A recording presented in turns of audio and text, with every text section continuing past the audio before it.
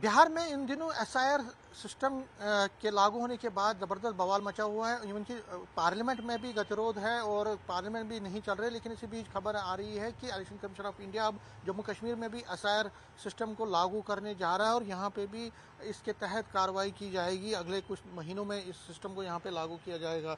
मेरे साथ इस पर बात करने के लिए जाहिर तौर पर अगर ये यहाँ पे लागू होता है तो उससे यहाँ पे भी सियासी घमासान छिड़ने के आसार है। मेरे साथ इस पर बात करने के लिए जम्मू कश्मीर प्रदेश कांग्रेस के चीफ स्पोक्स पर्सन और फॉर्मर एमएलसी रविंदर शर्मा जी, खबर ये आ रही है कि एसआईआर जिस बिहार में है, पार्लियामेंट नहीं चल रहा, लेकिन अब कहा जा रहा है कि जम्मू कश्मीर में भी एसआईआर को लागू किया जा सकता है। इलेक्शन कमीशन मानती है कि यहाँ पे भी कई फर्जी वोटर हैं जिनको डिलीट करना है और एलिजिबल वोटर्स को रखना है। देखिए, किसी को एतराज नहीं कि फर्जी वोटर डिलीट हो।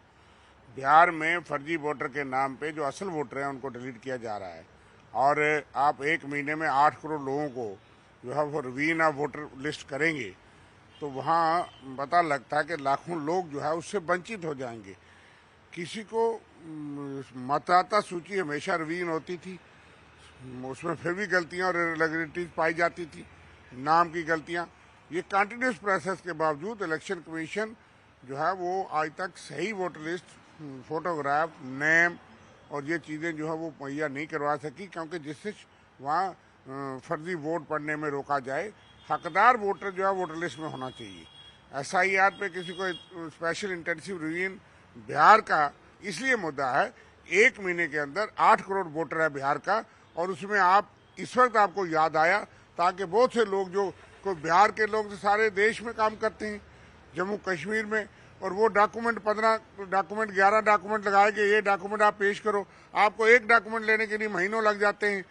करप्शन है, इसलिए इस चीज़ पे एतराज़ है। किसी को रिवीजन पे सही वोटर लिस्ट बनने पे एतराज़ नहीं है, लेकिन आप हकदार वोटर को वंचित रखोगे।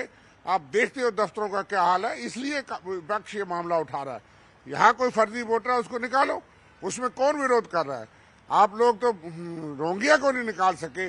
10 साल पहले आपने शोर डाला था, 11 साल से आप सत्ता में हैं, आप कहते हो सिक्योरिटी थ्रेट है। वो अगर कोई वोटर है, किसी को कोई इतराज नहीं।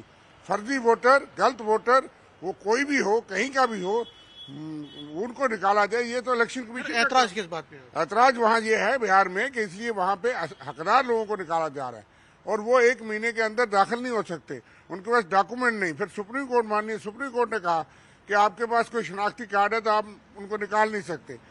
इसलिए ये मुद्दा है। जम्मू कश्मीर में अगर ये कॉन्सेप्ट तो आपको क्या देखेंगे जब आएगा जम्मू कश्मीर में, सही तरीके से आप वोटर लिस्ट बनाइए, उस पर किसको एतराज है?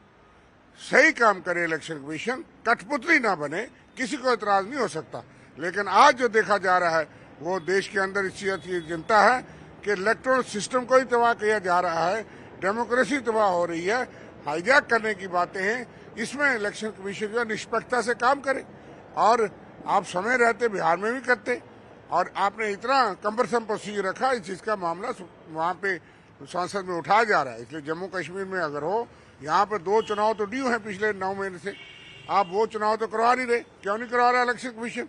नगरोटा का चुनाव मुझे बताओ, जम्मू शहर के साथ वाली कॉन्स्टिट्यूंसी है, क्यों नहीं? वहाँ के लोगों का अगर वहाँ के विधायक स्वर्गवास हो गए, आप तो किसके इशारे पे काम करते हो? कानून में लिखा है, संविधान में लिखा है 6 महीने के अंदर चुनाव होना चाहिए, बाई इलेक्शन। आप वो नहीं कराते। यहाँ राज्यसभा की 4 सीटें खाली हैं, आप वो नहीं करवाते। लेकिन आप ये काम करेंगे कि जिससे लोगों में खलबली बचे और उसमें कोई गड़बड़ी हो उसका ऑब्जेक्शन करेंगे जोरदार तरीके से। अगर गलत तरीके से स्पेशल इंटेंसिव रिवीजन एसआईआर को लागू किया जाएगा, उसका विरोध होगा। अगर सही तरीके से कोई रिवीजन हो, उस पर मैं नहीं समझता कोई एतराज है। न्यूज़ 18 से बात करने के लिए शुक्रिया। कैमरामैन चांद के साथ में समीर भट्ट, न्यूज़ 18 जम्मू।